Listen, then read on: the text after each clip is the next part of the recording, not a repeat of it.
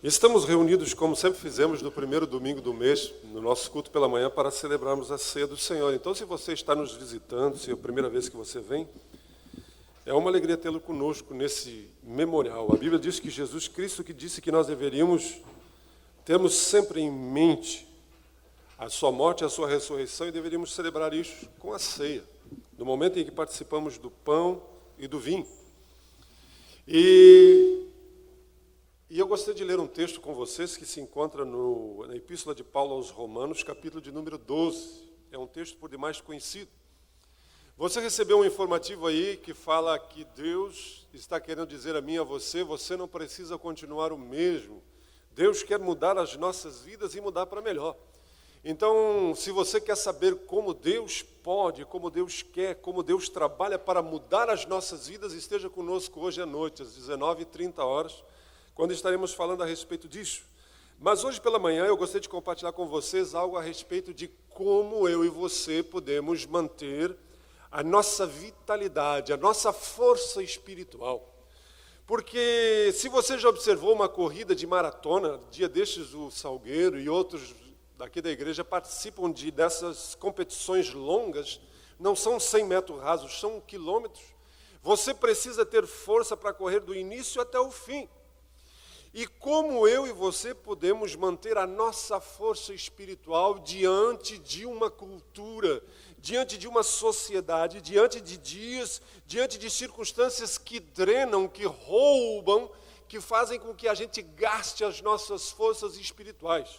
Por isso, nessa manhã, eu gostaria de, junto com vocês, observarmos o que Deus nos diz, para que tenhamos a nossa força espiritual, a nossa vida com Deus fortalecida sempre. Romanos capítulo 12, do verso 1 ao verso 8, nos diz assim: Paulo escreve à igreja, Deus diz a mim e a você: portanto, irmãos, rogo-lhes pelas misericórdias de Deus, que se ofereçam em sacrifício vivo, santo e agradável a Deus. Esse é o culto racional de vocês. Não se amoldem ao padrão deste mundo, mas transformem-se pela renovação da sua mente, para que sejam capazes de experimentar e comprovar a boa, agradável e perfeita vontade de Deus. Por isso, pela graça que me foi dada, digo a todos vocês: ninguém tenha de si mesmo um conceito mais elevado do que deve ter, mas, ao contrário, tenha um conceito equilibrado, de acordo com a medida da fé que Deus lhe concedeu. Assim como cada um de nós tem um corpo com muitos membros, e esses membros não exercem todos a mesma função, assim também Cristo em nós, que somos muitos, formamos um corpo e cada membro está ligado a todos os outros. Temos diferentes dons, de acordo com a graça que nos foi dada. Se alguém tem o dom de profetizar, use-o na proporção da sua fé. Se o seu dom é servir, sirva. Se é ensinar, ensine. Se é dar ânimo, que assim faça. Se é contribuir, que contribua generosamente. E se é exercer liderança, que a exerça com zelo. E se é mostrar misericórdia, que o faça com alegria.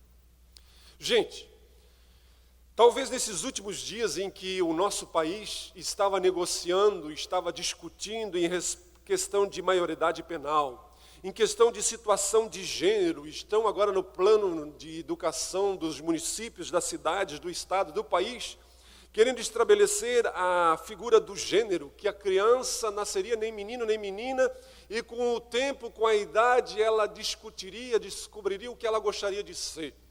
Nós percebemos que hoje, a nossa cultura, de uma forma ou de outra, ela toma o seu rumo, ela toma os seus caminhos. A cultura não é nada mais, nada menos do que os valores, as crenças, os costumes em que uma sociedade se estabelece. E a gente sabe que cada homem, cada ser humano traz em si a imagem e semelhança de Deus. Deus nos criou com moralidade, distinguirmos o certo e o errado. Deus nos criou com a capacidade de pensarmos, de agirmos, de planejarmos, de discernirmos as coisas. E isso tudo está inerente à natureza do ser humano. Mas também sabemos que devido à queda, devido ao erro, o homem se corrompeu, a criação sofreu. Então hoje a cultura, ela é a soma das coisas que Deus colocou em nós e a soma da distorção que a sociedade vive. Então essas coisas juntas criam caos, muitas vezes criam pontos em comuns, mas criam divergências. E nesse contexto, eu e você como igreja, estamos vivendo no mundo. Por isso que Jesus, quando orou pela sua igreja, disse: Pai, eu não te peço que os tire do mundo, mas que os livre, que os guarde neste mundo. Mas eu e você precisamos reconhecer e entender que nós somos constantemente confrontados com a cultura dos nossos dias. Nós somos confrontados com a realidade que a nossa sociedade quer nos impor. Existe uma ameaça exterior. Existe algo de um mundo lá fora que quer apagar o que Deus colocou dentro de nós, que quer roubar de nós, drenar de nós a energia espiritual, a espiritualidade que Deus nos deu. O próprio Cristo nos diz que nos últimos dias seriam dias terríveis, que se Deus não abreviasse esses dias, até os escolhidos seriam enganados. Ele chegou a dizer: haverá fé na terra, na vinda do Filho do Homem? Porque a cultura rouba de nós a fé. A cultura rouba de nós a vida com Deus, a espiritualidade com Deus. Em outras palavras, nós nos tornamos mornos. Em outras palavras, nós nos tornamos insonsos. Em outras palavras, nós nos tornamos crentes nominais.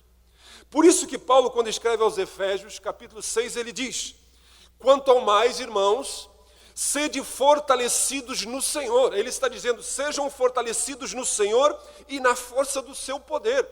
E ele diz: revesti-vos de toda a armadura de Deus. Ele diz que nós precisamos buscar vestir a armadura de Deus para quê?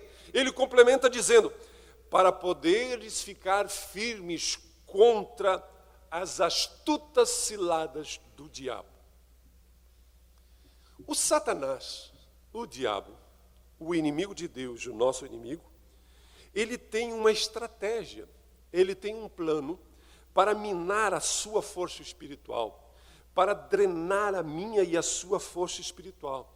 E nessa manhã, eu gostaria que você percebesse 3 formas, 3 maneiras, 3 coisas que ele usa para enfraquecer a sua vida espiritual, para enfraquecer a minha e a sua vida espiritual.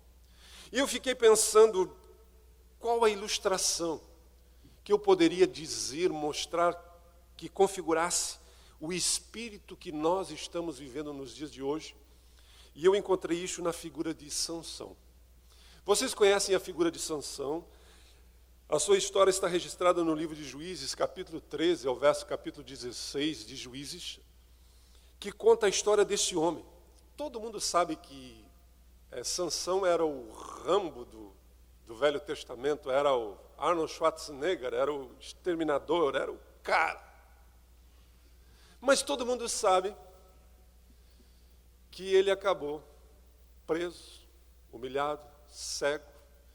E a única vitória que ele teve, verdadeira, eficaz, foi quando ele morreu, se matou junto com os seus inimigos. Olhando para a vida daquele homem, a gente percebe que ele tinha tudo para viver uma vida bem-sucedida durante um bom tempo. Ele tinha todos os recursos para viver uma vida de força espiritual. Deus o chamou, Deus o constituiu. Mas ele se deixou influenciar pela cultura dos filisteus. Ele se deixou influenciar pela cultura que não era do seu povo, era dos que não conheciam a Deus. Ele se deixou influenciar, porque ele deixou-se levar pelas estratégias do diabo, de Satanás, do inimigo de Deus. E é o mesmo Satanás que agia naquela época e age hoje. E o que ele fez? a primeira coisa que ele botou na cabeça de Sansão foi a autoindulgência. A autoindulgência enfraquece a sua vida. A autoindulgência enfraquece a nossa espiritualidade. O que é isso, pastor? É quando você decide viver um estilo de vida indisciplinado. É quando você decide viver um estilo de vida apenas pelos seus sentimentos. É quando você é dirigido simplesmente pelaquilo que você sente. A nossa cultura hoje é uma cultura centrada, ela encoraja a autoindulgência, ela encoraja a tolerância para com aquilo que você está sentindo. A tônica da nossa geração é: vamos nos divertir, vamos curtir. Isso é tão verdade que você observa constantemente pessoas dizendo assim: ah não, se você se sente bem, faça. Ah não, se ela está se sentindo bem, vai adiante, toca a ficha. Não se preocupe, seja feliz. Você precisa ser feliz. Você precisa dar vazão àquilo que te dê prazer. Graças a Deus é sexta-feira. As pessoas vivem em função do final de semana. Por quê? Porque querem o prazer, querem a sensação. O final de semana foi feito para festa, o final de semana foi feito para curtir. Só se vive uma vez, por isso é melhor aproveitar. Minha filha, meu filho, você é jovem só uma vez, então faça o que você quiser. Você já não viu isso? Nós não estamos cercados disso. Nós vivemos em uma sociedade orientada pela sensação. Nós vivemos numa sociedade orientada pelo prazer, pela experiência, pelo que eu sinto. E quando você é autoindulgente, quando você é tolerante, quando você diz assim: ah, mas isso é tão bom, então eu quero um pouquinho mais. Você precisa entender que até mesmo as coisas boas, as coisas estabelecidas por Deus podem se tornar coisas prejudiciais. No que tange a comida, no que tange ao dinheiro, no que tange ao sexo, no que tange até mesmo ao sono, tudo que até mesmo foi Deus que estabeleceu pode se tornar prejudicial. A fraqueza de Sansão era mulher. A fraqueza de Sansão era sexo. Em 3 capítulos, 3 mulheres diferentes. Ele era um pegador. Hoje tem mais pegadora do que pegador. Vocês estão rindo? Olhem o que Juízes capítulo 14 diz assim. Sansão sai um dia de casa e vai lá vamos dizer assim, ele sai do culto, ele sai da igreja e vai para uma festinha. E chega lá na festinha, ele bota os olhos numa gatinha. E ele volta para casa e diz: ó, velho, é o seguinte, achei a minha gata. Nem sei como é que dizem hoje, mas... E é aquela lá. O pai e a mãe dele, crente, diz para ele assim: meu filho, tem tanta menina na igreja, tem tanta menina de Deus, por que você vai se meter com uma filisteia? Por que você vai se meter com uma guria? Por que você vai procurar guria lá nesse lugar? Olha o que ele responde. Ele diz assim: disse Sansão a seu pai: toma esta, porque só dessa que eu me agrado. Na outra tradução diz: porque ela agrada aos meus olhos. Gente, nós vivemos numa geração, numa cultura que os olhos é o que decide, é o que define, o que os olhos veem. Outra tradução diz: é aquela moça que eu quero, é dela que eu gosto. Ele viu a menina uma vez. Se eu fosse traduzir isso, uma tradução moderna, eu diria assim: ele chegou para o papai e disse: é ela que acende o meu fogo. É ela que eu quero. O primeiro erro de Sansão foi tomar as suas decisões baseadas em prazer. O seu primeiro erro foi quando ele resolveu decidir o que fazer da sua vida baseado em prazer e não em princípios. Gente, nós vivemos hoje uma situação onde a sociedade, a cultura nos leva a viver uma autoindulgência, a vivermos não baseado em convicções, em princípios, mas em sentimentos, em prazer, aquilo que toca em nós, a fazer aquilo que é mais divertido, a fazer aquilo que é mais conveniente, a fazermos aquilo que é mais agradável, não que seja certo.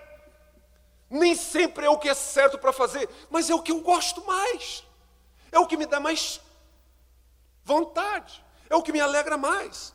O fato é que Sansão decidiu deliberadamente pelos seus hormônios, pelas suas glândulas, pelos seus instintos e não pelo que Deus havia estabelecido para ele. Essa é a realidade. Quando ele olha, quando ele vê, é ela que eu quero, as suas convicções foram para o espaço. Gente, eu poderia citar inúmeros casos que vocês conhecem, que vocês sabem, de pessoas que andam conosco. Semana após semana eu sou confrontado com pessoas que chutam as suas convicções, chutam os princípios de Deus, por algo que lhe dá prazer, por algo que lhe diverte, por algo que lhe é conveniente. Sansão ignora os planos de Deus, os seus próprios planos, porque ele segue o seu coração. E sabe qual é a desculpa que muitas vezes a gente dá? É só dessa vez. Isso não é tão grande, essa é uma coisa pequena, isso é um detalhezinho. Vejam o que a Bíblia diz em Gálatas capítulo 6, o verso 7 e 8. Não se enganem, ninguém zomba de Deus. O que uma pessoa plantar, é isso mesmo que ela colherá. Se plantar no terreno da sua natureza humana, desse terreno ele colherá a morte. Porém, se plantar no terreno do Espírito de Deus, desse terreno colherá a vida eterna. A Bíblia está dizendo assim, gente, não brinque. Não ache que é coisa de um Deus bonachão, de um papai boboca, de uma mãe boboca que está passando a mãozinha no filhinho. Não. O que você plantar, você colherá. Se você plantar na carne, vai colher na carne. Se você plantar no Espírito, você colherá para a vida eterna. É como se você pegasse uma embarcação, você vai fazer um cruzeiro para a Europa, para a Itália. Você embarca no navio e ali, já a alguns quilômetros da costa, o capitão diz assim, olha, pessoal, quero avisar vocês que tem um buraco no navio, no casco do navio. Mas não se preocupem, o navio é grande, o buraco é pequeno, não tem jeito de fechar esse negócio. Mas é pequeno. Só que uma viagem daqui para a Europa dura vários dias, várias semanas. E o que acontece? É apenas uma questão de tempo para o navio afundar.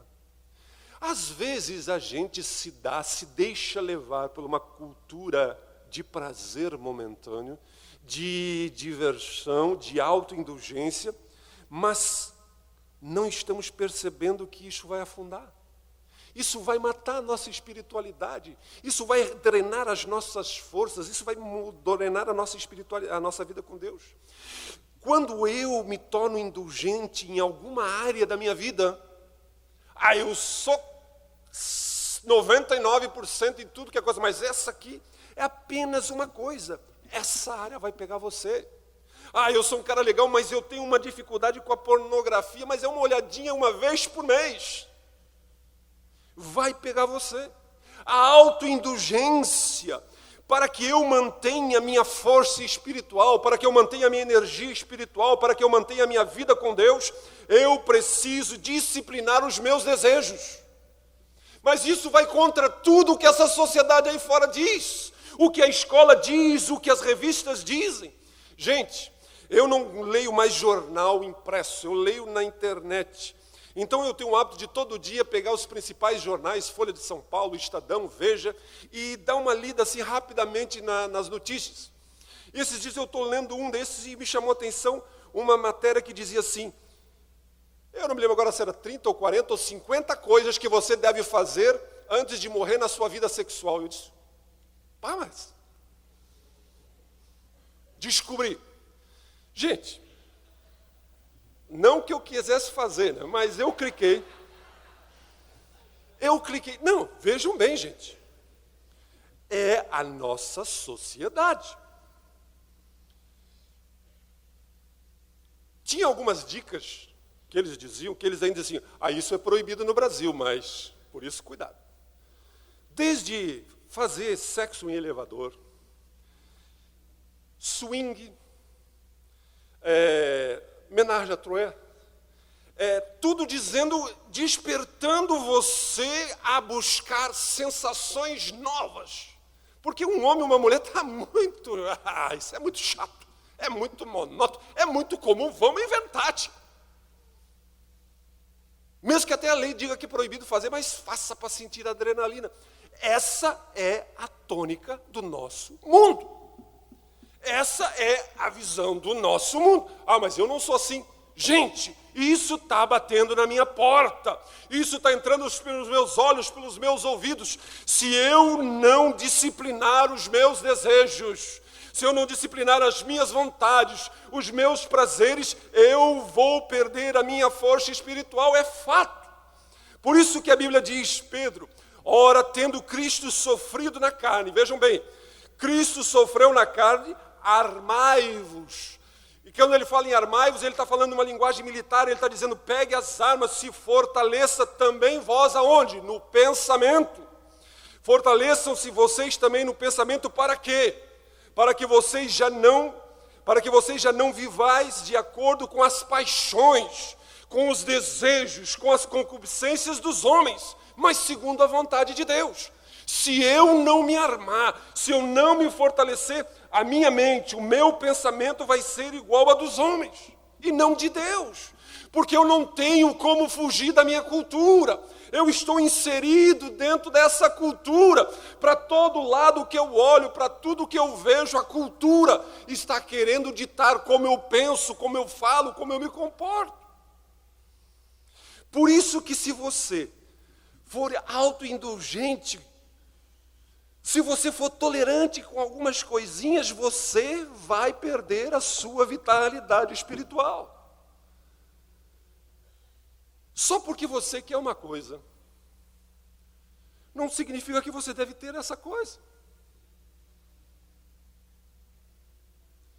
Só porque você pode pagar, eu tenho dinheiro, eu faço o que eu quero, não significa que você deve comprar. Só porque dá prazer, você se sente bem, não quer dizer que é certo, que é direito. Só porque todo mundo está fazendo, eu vou fazer também. E eu vou dizer uma coisa a você, que é o que mais me entristece.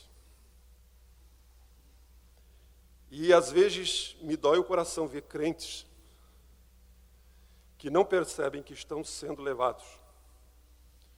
Pais autoindulgentes com seus filhos. Gente, eu vi um vídeo na internet de um projeto de lei que dizia que, não passou, graças a Deus, que uma criança com 12 anos, ela poderia dizer, a revelia, o projeto que eles queriam era o seguinte, que a revelia do papai, da mamãe, do bispo, de qualquer pessoa, se a criança de 12 anos quisesse, o Estado teria que pagar a sua mudança de sexo.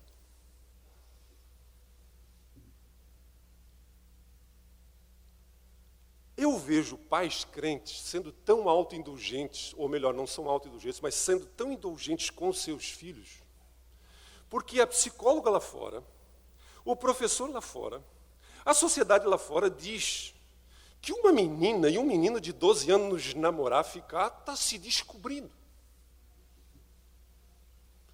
Está, vamos dizer assim, vivendo os seus hormônios. Que ficar aqui, que ficar ali. Isso é normal. Nós, como igreja, temos uma prática, não é mandamento. Nós incentivamos os papais e as mamães a que levem os seus filhos a entender que namorar, porque hoje em dia, gente, Não, me perdoem a franqueza. No meu tempo de casado, as discussões para casais em retiros de homens, retiro de casais, eram se um casal casado poderia ter relações sexuais, sexo oral, sexo anal. E isso era coisa que, para casais casados, mexia com a cabeça. Hoje, meninas de 12 anos, meninos de 12 anos, estão tirando foto das suas genitálias. Estão segurando uma genitália do outro. Estão fazendo sexo oral e sexo de tudo que é jeito dentro de sala de aula para tudo que é lado. Isso é namoro. Isso é se descobrir. Gente, o Ministério da Saúde disse esses dias que está faltando penicilina no Brasil. E disseram por quê? Porque os casos de sífilis, de doença sexualmente transmitida, passou de 6 mil para 30 e poucos mil, e não sei pouco porque está desenfreado. E os papais e as mamães crentes estão sendo tão autoindulgentes. Ah, mas ele quer, eu não vou proibir. Se ele quiser cocaína, você vai deixar? Se ele quiser se prostituir, você vai deixar? Ah, mas é que eu não quero ser careta, eu não quero ser aquilo. Gente, a autoindulgência enfraquece. E lá fora, lá na escola, o meu filho é influenciado a fazer todas essas doiduras. E eu, como papai, eu, como mamãe, vou ter que pedir muita graças a Deus. Eu dou graças a Deus porque eu tenho 4 filhos. E com a graça de Deus, pela misericórdia de Deus, fui firme quando tinha que ser firme, disse não quando tinha que dizer não, e eles estão aí no meio de vocês. Hoje eles entenderam, eles compreenderam. Mas existem papais que querem até pressionar a gente como igreja, que querem peitar um líder, uma liderança da igreja, porque está pegando pesado com o meu filho. Nós não abençoamos namoro antes dos 18 anos, mas você quer que o seu filho namore, namore. Mas ele não pode ser um pegador dentro da igreja também. E eu quero dizer, está apaixonado uma semana com uma, botando declarações de amor no Facebook, mas na outra semana já não está mais apaixonada para a vida toda, e já está lá de olho no outro, e é do outro, e do outro, e do outro. E estão nos cantos por aí. Gente, e o papai acha que o filho e a filha são santos do pau oco. São santos de barro. Gente, você já pegou o Facebook, você já pegou o WhatsApp, você já pegou o celular, você já viu as fotos, os comentários. O que eles estão fazendo? Se nós estivéssemos aqui para destruir os seus filhos, tem coisa que a gente não fala nem para você. Mas, gente, às vezes eu digo, meu Deus, eu me coloco no lugar de um pai. Se eu contasse para o pai o que a gente descobriu, mas nós não estamos aqui para destruir ninguém, não estamos aqui para fazer fofoca, mas nós não queremos ser autoindulgentes.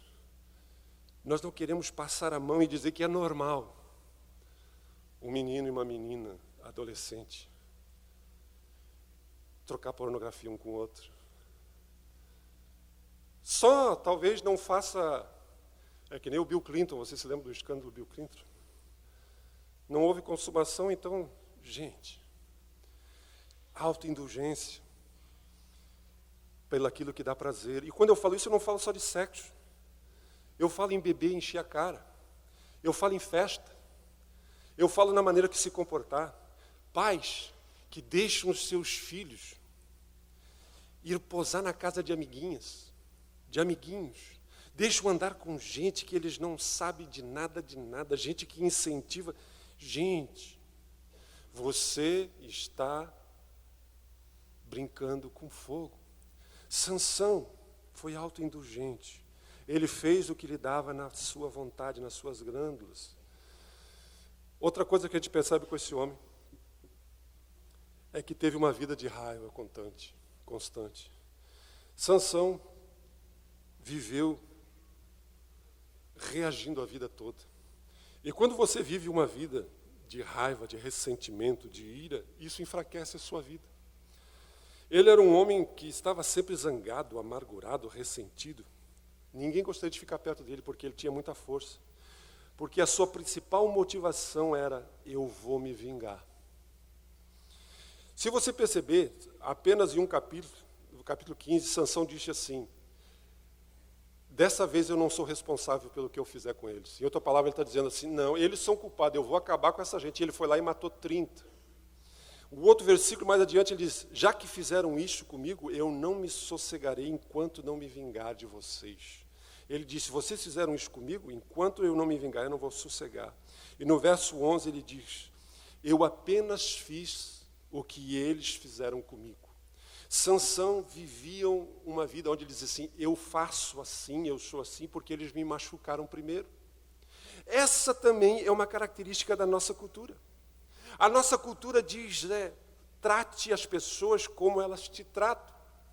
Leve na força, na ira, não deixe nada sem retribuição. Jó capítulo 5, verso 2 diz: porque a ira do louco destrói e o zelo do tolo mata. Ficar desgostoso e amargurado é loucura, é falta de juízo.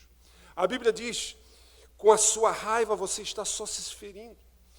Quando eu e você deixamos que os nossos ressentimentos, a nossa ira, a nossa raiva dirija a nossa vida, isso está roubando, drenando de nós a nossa espiritualidade. Quando eu e vocês nos tornamos pessoas irritadas, nós estamos desperdiçando a nossa vida. É uma perda de tempo. É o que aconteceu com esse homem. Ele era um homem até criativo. Vocês se lembram que quando ele se irritou, que ele ficou bravo, ele foi de lá e pegou 300 raposas, amarrou rabo com rabo e botou fogo e soltou fogo em toda a plantação. Ele tinha uma criatividade, mas ele era um homem temperamental. E a Bíblia diz que um homem temperamental, uma pessoa temperamental, sempre fica em apuros. Nós vivemos em uma cultura de autoindulgência que diz: você se sente bem, faça isso. Mas também vivemos em uma cultura que diz que você deve corresponder de uma forma imediata àquilo que as pessoas fazem com você. Uma cultura onde você vive constantemente irritado. Você está constantemente retribuindo na mesma moeda. Para ver isso é só você pegar o seu carro e dirigir, e na hora do trânsito você vai perceber essa realidade. Deus está dizendo que para que eu e você tenhamos a nossa vida espiritual, precisamos aprender a dominar, a controlar as nossas reações. Como estamos reagindo? Como estamos reagindo às circunstâncias?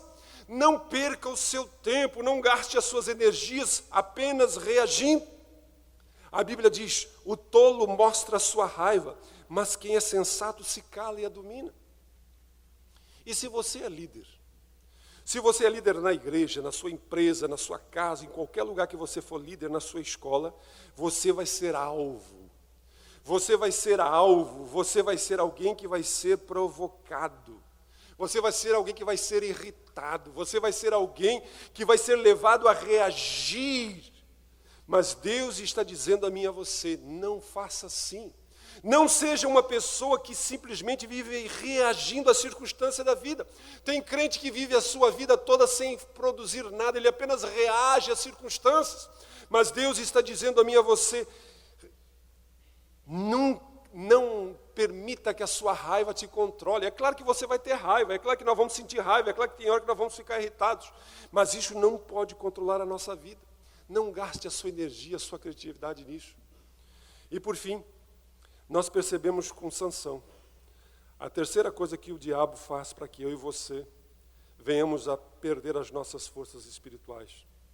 Primeiro, é sermos dirigidos pelos nossos sentimentos, pelas nossas emoções, pelo nosso prazer, vivemos a vida só reagindo. E a terceira coisa é quando nós somos descuidados. O descuido vai enfraquecer a sua vida. Quando nós estamos descuidados com a nossa saúde, isso vai enfraquecer a nossa vida. Quando você está descuidado com as suas finanças, você vai ter problema financeiro. Quando você descuida do que você fala, como você fala, você vai trazer problema para os seus relacionamentos. Então o descuido nos enfraquece. Por isso que a Bíblia diz em Provérbios 18, você terá que aguentar. Você vai ter que viver com as consequências de tudo que você falar.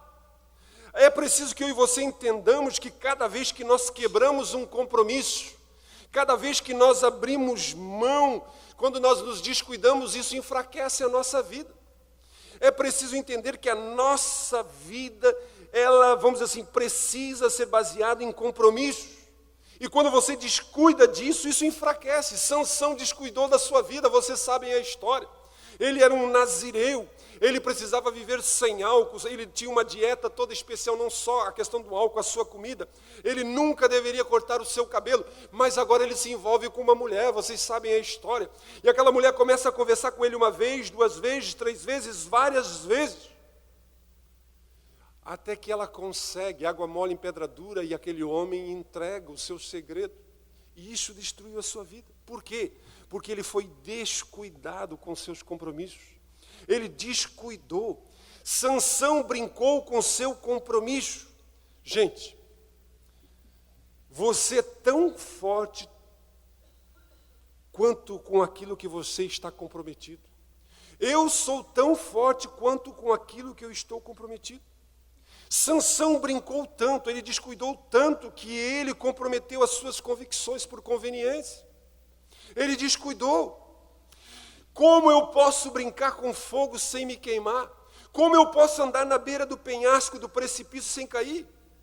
Quantas pessoas chegam para mim e às vezes dizem, pastor, eu posso ser cristão fazendo isso? Eu posso ser crente fazendo isso? Eu só estou fazendo isso. Gente, a questão não é o que eu posso fazer como sendo cristão.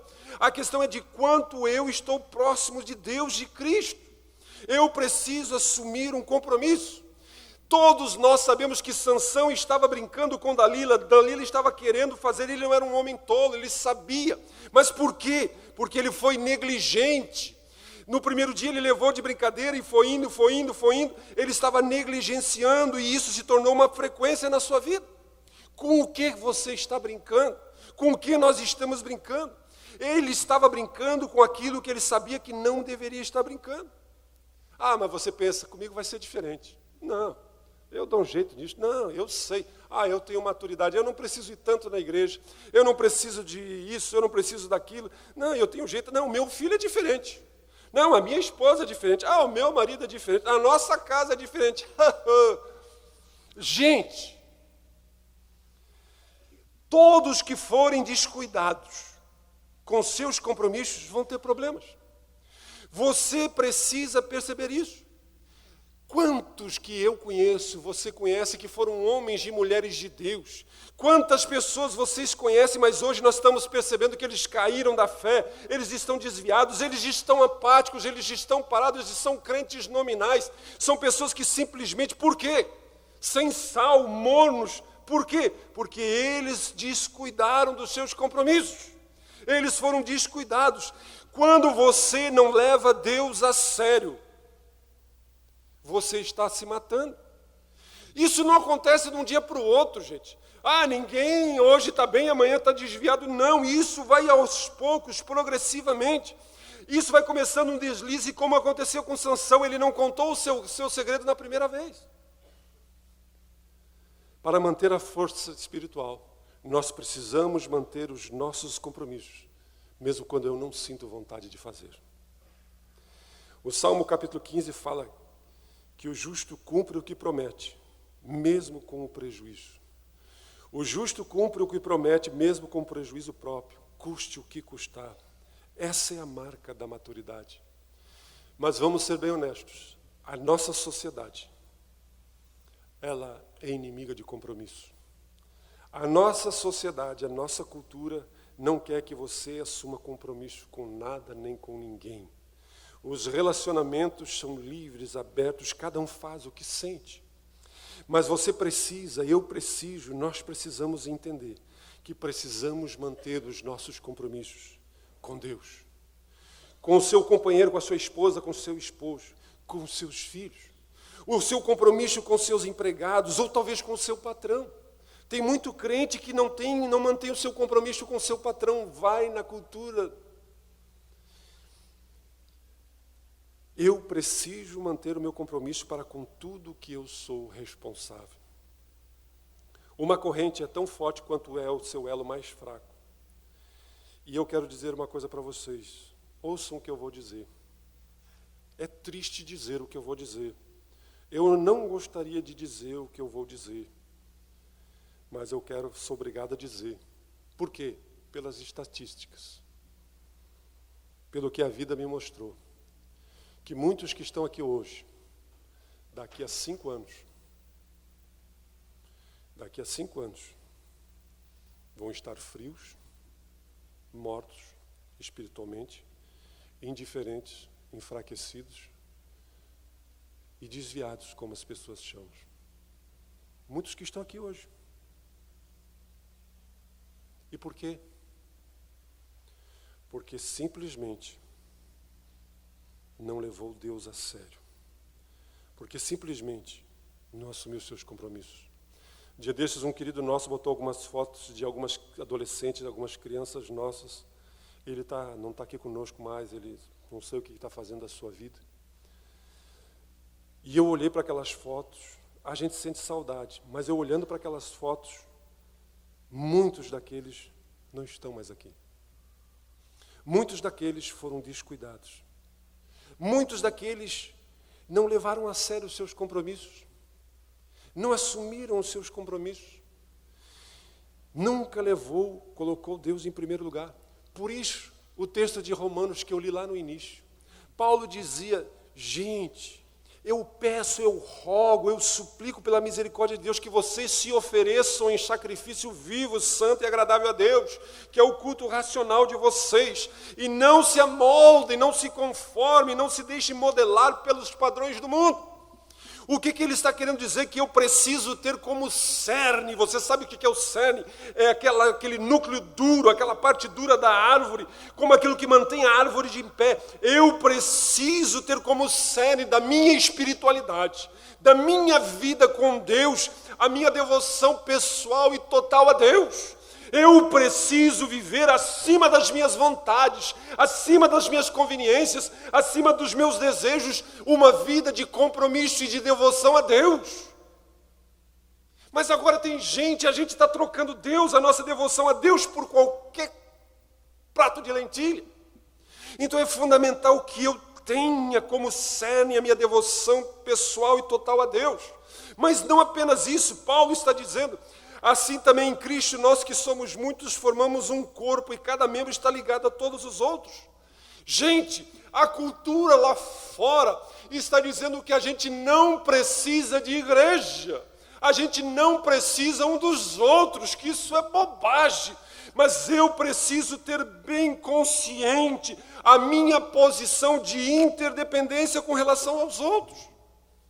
E eu pergunto a você, quão comprometido você está com a igreja que você frequenta? Quão comprometido você está, como pessoa, com a igreja que você frequenta, com a igreja que você é? Mas a grande realidade é que muitas vezes as pessoas estão vindo, sentam num banco aí como você, numa cadeira. Mas elas não têm comprometimento nenhum com a causa, com o chamado, com a missão, com o compromisso, com a interdependência. Por isso que nós temos aqui na igreja as classes do PDVM, para que você cresça no seu conhecimento de Deus. Por isso nós temos os grupos de crescimento, porque do contrário você vai se sentar aí, vai achar que está vivendo uma coisa, mas você está frio, indiferente, porque o seu compromisso é com você mesmo. Gente, as pressões da cultura são muito grandes. O que aconteceu com Sansão foi uma tragédia. A vida de Sansão foi uma tragédia. A maior mudança que houve na vida de Sansão foi quando ele estava na cadeia, cego, preso. E daí ele perdeu o seu poder, perdeu o seu potencial, a sua liberdade. Mas lá, ele retomou. Houve uma mudança no seu coração. Mas eu pergunto a você, será que eu e você precisamos chegar a este ponto? Qual é o elo mais fraco na sua vida? Qual é a autoindulgência? Talvez você se encontre dizendo, é só dessa vez. Eu sei lidar com isso. Isso não é grande coisa, isso é bobagem. Isso aí é... Eu posso fazer esse tipo de coisa. Eu posso assistir esse tipo de coisa e não me dá nada, eu não tenho problema nenhum. Eu posso ler esse tipo de coisa. Eu posso participar, eu posso ir. Eu posso comer, eu posso beber, eu posso... Isso não vai me incomodar. De onde você acha que essa ideia está vindo? De onde você acha que isso entrou na sua cabeça? Quando você basear as suas decisões no prazer, na sensação e não em princípios, você está enfraquecendo, matando, roubando a sua energia. Quando você basear a sua vida numa sensação boa, você está indo um caminho que vai te afastar de Deus. O que você vai fazer a respeito disso? Vamos orar?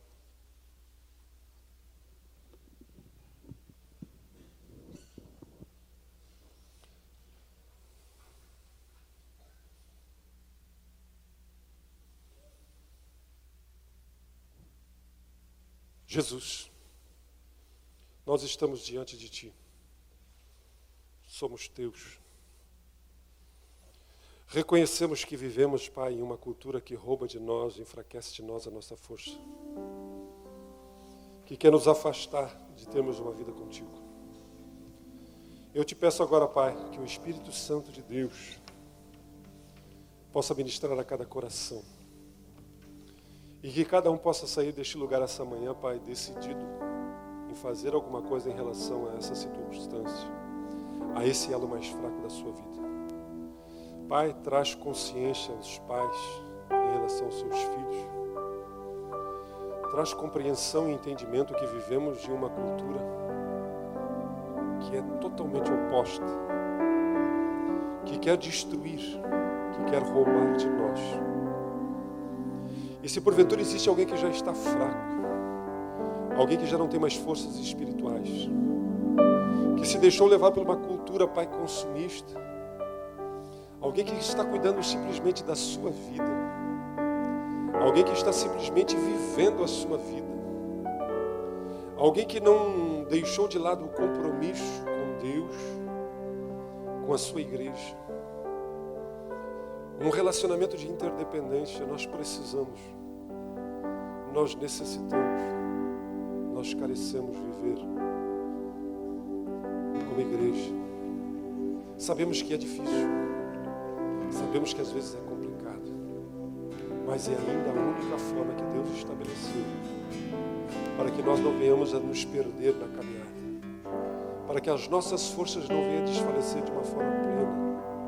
Então agora, em nome de Jesus, eu te peço que o Espírito Santo de Deus fale no coração dos teus filhos. Em nome de Jesus, revela, mostra